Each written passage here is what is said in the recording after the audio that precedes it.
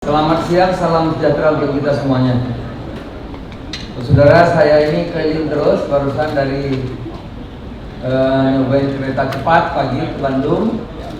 Biasa ngecek beras, bahan-bahan pokok terus menerus, mulai Papua, Makassar, NTT, lanjut ke Solo, Batang, kemudian Lampung, Jambi, barusan ke Bandung.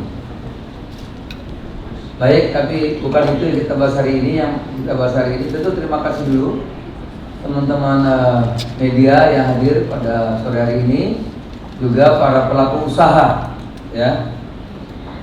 Permendak 31 2023 merupakan penyempurnaan Permendak 50 tahun 2022 tentang perizinan berusaha, periklanan, pembinaan, dan pengawasan pelaku usaha dalam perdagangan melalui sistem elektronik, yang merupakan amanat Presiden kepada Menteri Perdagangan dan Menteri Koperasi UMKM untuk meningkatkan perlindungan terhadap UMKM, konsumen, serta pelaku usaha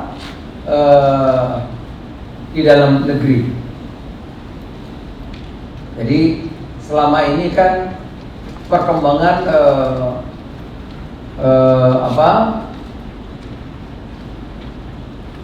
perdagangan sistem di platform digital ini begitu cepat, sehingga ada beberapa yang belum diatur, belum ditata gitu. Nah, ini kita tata, kita atur. Kalau ada beberapa negara lain kan melarang, kita tidak. Kita mengatur agar bukan persaingan bebas, tetapi persaingan yang fair dan adil. Bukan bebas tapi fair dan adil. Itu anunya titik garis besar, garis tebalnya. Revisi Permendak 50 2020 dilatar belakangi oleh ada beberapa isu penting. Ada peredaran barang di platform perdagangan sistem elektronik, masih banyak yang belum memenuhi standar baik SNI maupun standar lainnya.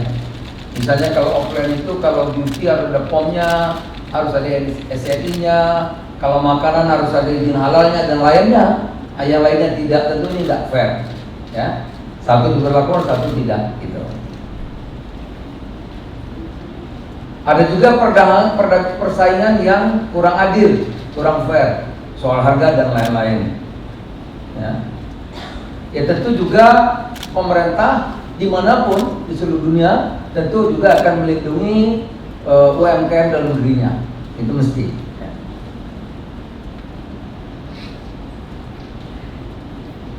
Kesetaraan dalam persaingan usaha.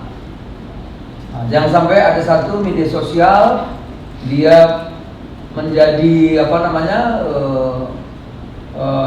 e-commerce juga, transaksi juga, jadi toko juga gitu.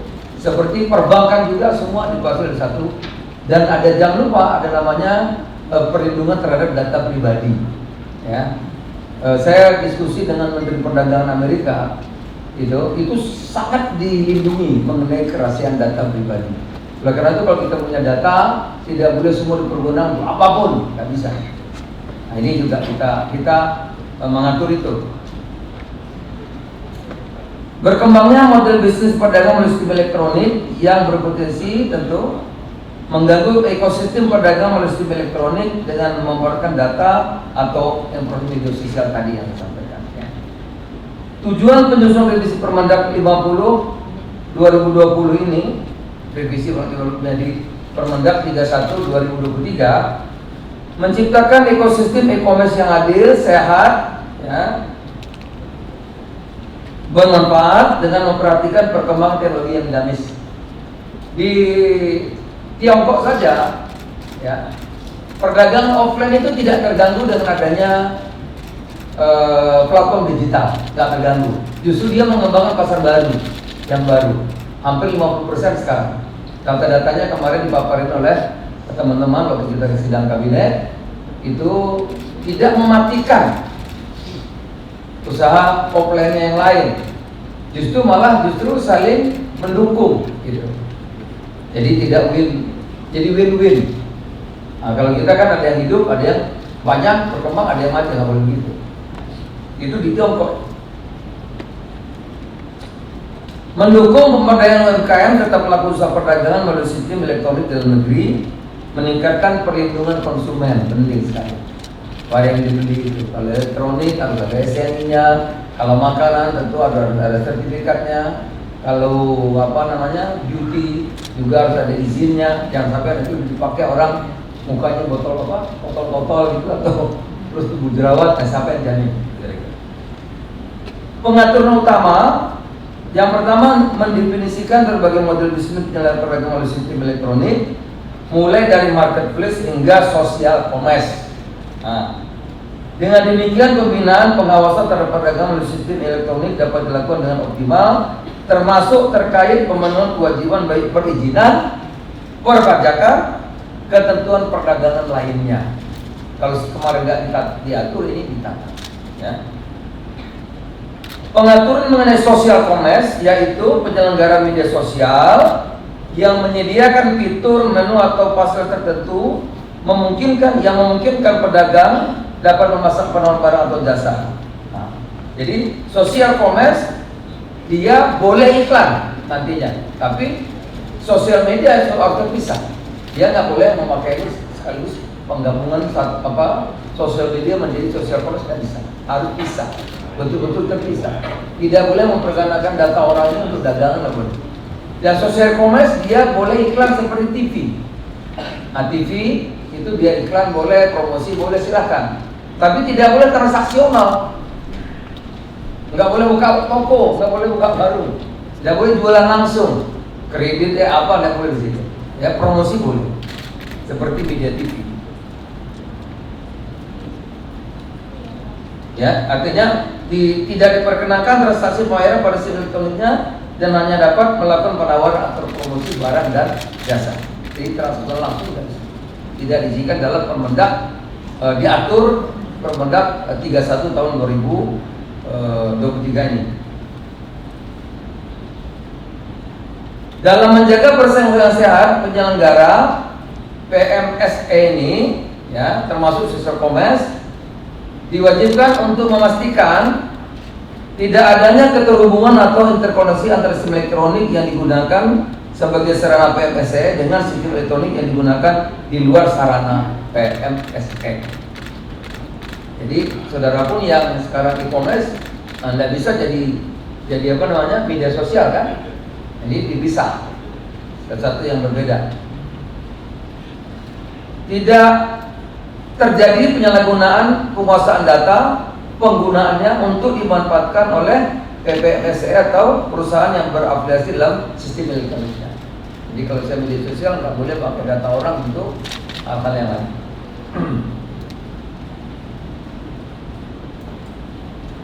Yang berikutnya, penetapan harga minimum sebesar $100 per transaksi. Barang asal luar negeri. Nah, kalau enggak boleh, bebas saja, silakan berapa aja. Ya. Yang diperbolehkan langsung masuk ke Indonesia melalui platform e-commerce yang memfasilitasi perdagangan lintas negara atau cross border. Ini nggak bisa kecil-kecil, $1, $0,5. Jadi satu transaksi mungkin isinya berapa banyak nggak apa-apa, tapi ada nilainya.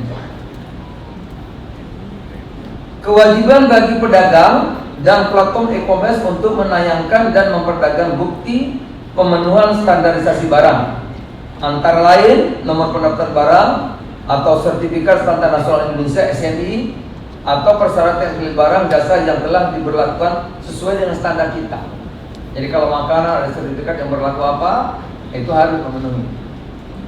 Nah, jadi razia itu tidak hanya di toko offline. Oh, ini barangnya halal apa enggak? Ini apa? Gitu ya. Ada izin POM-nya atau tidak? Tapi yang oleh tidak. Itu tidak adil. Gitu. Jadi diperlakukan sama.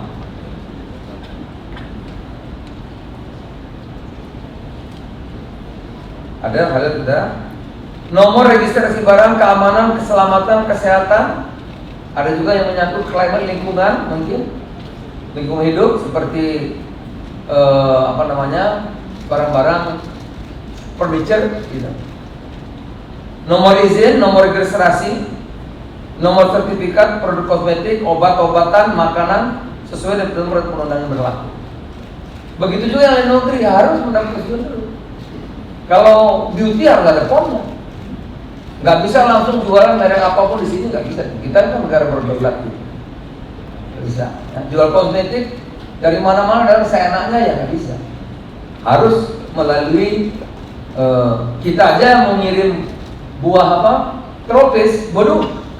Syaratnya minta ampun panjang sampai sekarang nggak berhasil. Mau ngirim mangga ke Jepang sampai hari ini nggak bisa. Persyaratannya ketat sekali sampai hari ini. Jadi teman-teman biar tahu juga. Mau ngirim salak ke Tiongkok sulitnya minta ampun. Oh kita kok nggak diatur terus apa? Ini kita atur, kita tata.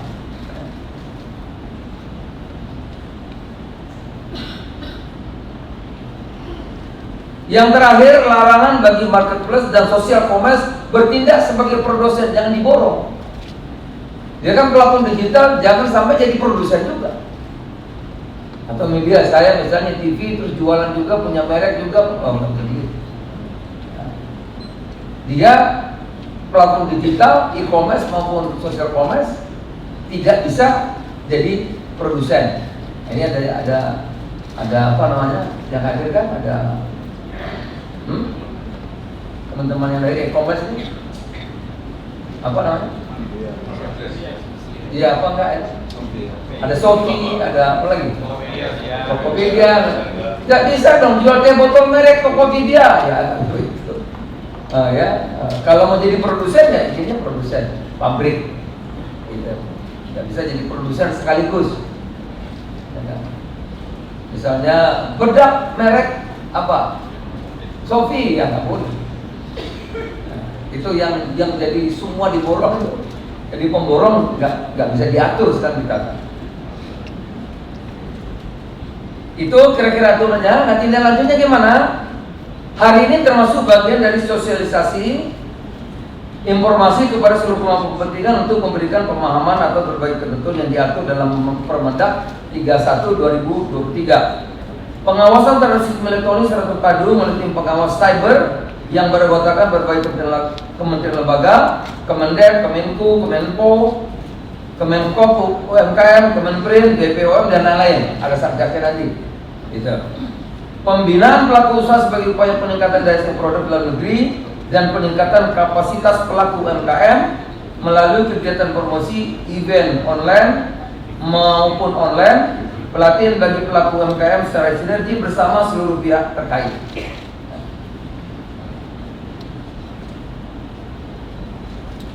Ini saya sudah minta juga teman-teman dikirimi surat.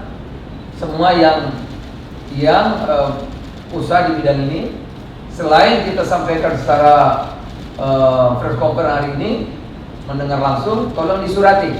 Karena Permendak ini sudah diundangkan, sudah berlaku. Saya minta semua pihak mematuhi untuk apa? Agar ekosistem usaha di bidang platform digital ini bisa berkembang dengan baik, tapi win bagi semua pihak. Tidak mematikan satu dengan yang lain. Nah tentu kalau setelah disurati diberikan informasi seperti ini, sosialisasi yang minggu depan sekarang udah beres. Kalau masih melakukan tentu ada tahapan-tahapan. Pertama tentu akan diperingatkan. Ya, kedua ada langkah berikutnya, mudah-mudahan saya lupa apa itu yang kedua. Yang ketiga kalau tidak juga ya dicabut izinnya. Kan harus jelas tegas. Agar sekali lagi tujuan pemerintah itu untuk terjadi sinergi ekosistem yang positif di bidang ini usahanya. Jangan sampai ada usaha tetapi membuat resah merugikan yang lain. Oleh karena itu ini harus kita kerjakan, kita lakukan Permendak 31/2023 ini agar ekosistem usaha ini terus berkembang, saling menguntungkan antara satu dengan yang lain. Saya kira begitu.